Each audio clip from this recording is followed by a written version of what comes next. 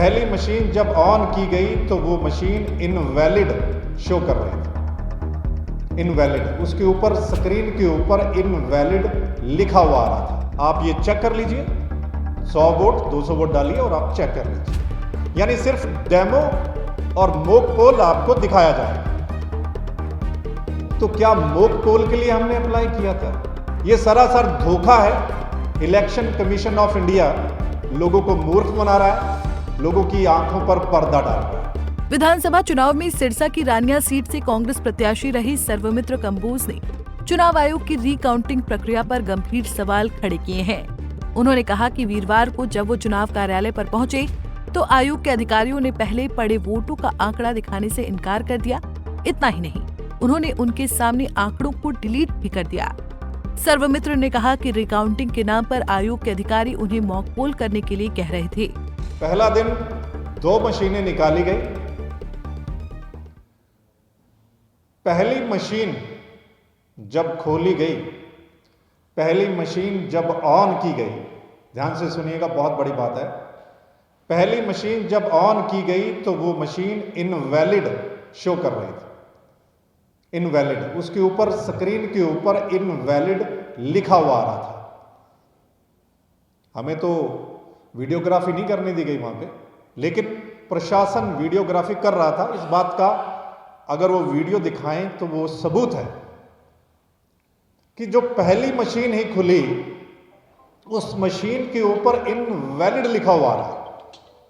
ये कैसे हो सकता है? जब मैंने पूछा कि मशीन तो इनवैलिड शो कर रही है, तो वो कहते हैं कि अगर मशीन को पहले अच्छे से बंद नहीं किया जाता तो फिर ये कई बार ऐसे शो करती है। ये उन्होंने कारण बताया मुझे। लेकिन जो मशीन इनवैलिड शो करेगी तो वो तो कुछ भी हो सकता है। मेरे को लगता है कि ऐसा कैसे हो सकता है कि वो मशीन जो है वो इनवैलिड शो कर रही है। पहली बात तो ये एक बहुत बड़ा पॉइंट है जो पहली मशीन मुझे चेक करवा रहा था। उसके बाद जो C&V प्रक्रिया होनी चाहिए माननीय सुप्रीम कोर्ट के आदेशों के मुताबिक, वो नहीं किया गया।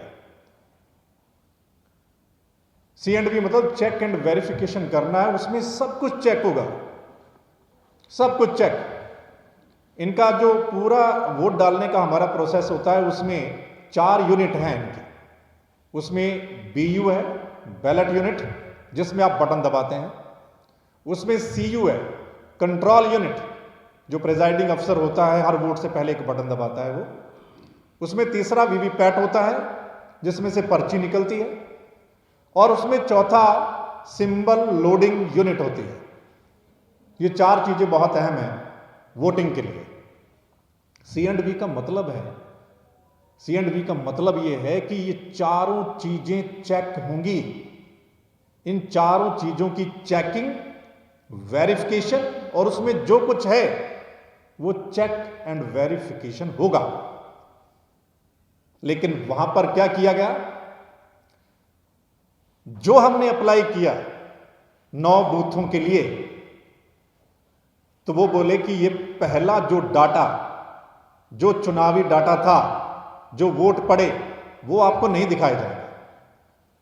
वो नहीं दिखाएंगे हम आपको, उनको हम पहले क्लियर यानी डिलीट करेंगे।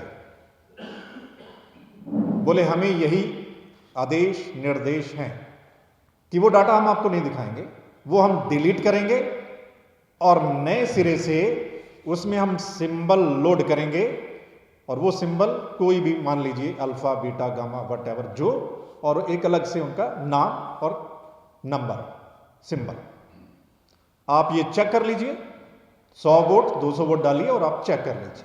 यानी सिर्फ डेमो और मॉक पोल आपको दिखाया जाएगा। तो क्या मॉक पोल के लिए हमने अप्लाई किया था? ये बहुत बड़ी बात है।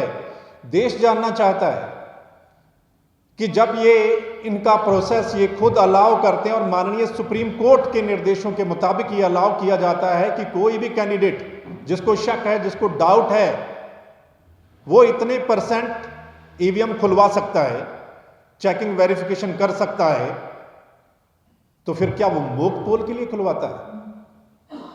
मॉक पोल तो उस दिन भी होता है जिस दिन वोटिंग होती है, आपको याद होगा, मॉक पोल तो उस दिन भी होता है। तो क्या मॉक पोल के लिए अप्लाई करवाया जाता है या पैसा भरवाया जाता है? हमने 9 बूथों के लिए पैसा भरा, 4.25 लाख रुपया भरा। एक मशीन खुलवाने के लिए तकरीबन 47-48 हज़ार रुपया लगता है। तो क्या मॉक पोल के लिए यह फीस है कि आप सिर्फ नए सिरे से मॉक पोल करवाएंगे? और हमारा डाटा डिलीट क्यों किया? इतना ही नहीं, कांग्रेस नेता ने चुनाव आयोग पर रिकाउंटिंग प्रक्रिया के नाम पर लोगों को मूर्ख बनाने का गंभीर आरोप लगाया। सबसे बड़ी बात, जो हमारा चुनावी डाटा जो जनता भी जानना चाहती है, मान लीजिए मुझे शक है किसी बूथ पर, किसी मशीन पर शक है और मैंने उसके लिए बाकायदा प्रोसेस फॉलो किया, मैंने पैसा पे किया, तो क्या आप उस डाटा को डिलीट कर देंगे और किसी को नहीं दिखाएंगे? ये तो सरासर नाइंसाफी हो गई, ये सरासर धोखा है। इलेक्शन कमीशन ऑफ इंडिया लोगों को मूर्ख बना रहा है, लोगों की आंखों पर पर्दा डाल रहा है और लोग कह रहे हैं कि ये क्या है।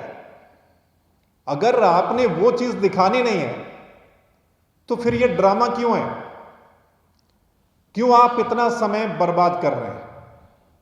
किस लिए 5-5 दिन और किस लिए पैसा भरवाया? क्या मॉक पोल दिखाने के लिए?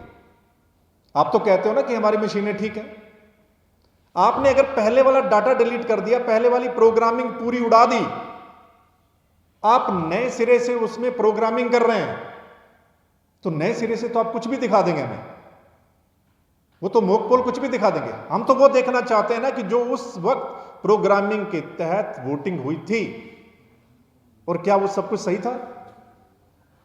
दूसरा, सुप्रीम कोर्ट के मुताबिक सब डायग्नोज होना चाहिए, स्कैन होती हैं ये। चेक एंड वेरिफिकेशन का मतलब है कि ये सारी चीजें स्कैन होनी चाहिए, डायग्नोज होनी चाहिए कि ये काम कर रही हैं सही तरीके से या नहीं। जैसे मैंने कहा कि वो मशीन इनवैलिड काम दिखा रही थी, तो क्यों दिखा रही थी? वो तो मुझे कुछ भी बोल देंगे कि इनवैलिड ऐसे होता है। कौन बताएगा कि इनवैलिड शो कर रही थी मशीन? तो ये सरासर धोखा इलेक्शन कमीशन ऑफ इंडिया कर रहा है। जो मान लीजिए मेरा डाटा उड़ा दिया एक मशीन का, मैं मान लीजिए माननीय कोर्ट में जाता हूं और कोर्ट फिर डाटा मांगता है, तो वो डाटा तो है नहीं, वो डाटा तो मेरा उड़ा दिया इलेक्शन का, वो डाटा कहां से लाएंगे? तादी की पत्रकार से राजनेता बने सर्वमित्र कंबोज ने गत विधानसभा चुनाव में कांग्रेस के टिकट पर रानिया विधानसभा सीट से चुनाव लड़ा था, जहां उनके सामने चौटाला परिवार के 2 दिग्गज पूर्व कैबिनेट मंत्री रणजीत सिंह चौटाला और अभय चौटाला के छोटे बेटे अर्जुन चौटाला थे। कड़े मुकाबले में सर्वमित्र इनेलो प्रत्याशी अर्जुन से 4191 वोटों से हार गए थे। हालांकि सर्वमित्र कंबोज का आरोप है कि कुछ बूथों पर धांधली कर उन्हें हरवाया गया है। बहरहाल, अब कांग्रेस इस मामले में आगे क्या कदम उठाती है, देखना दिलचस्प होगा। चंडीगढ़ से चंद्रशेखर धरणी, पंजाब केसरी टीवी। हमसे जुड़े रहने के लिए हमारे YouTube चैनल को सब्सक्राइब करें और नई वीडियो की नोटिफिकेशन के लिए बेल आइकॉन को दबाएं। अगर आप ये वीडियो Facebook पर देख रहे हैं तो लाइक जरूर करें और ज्यादा से ज्यादा शेयर करें। धन्यवाद।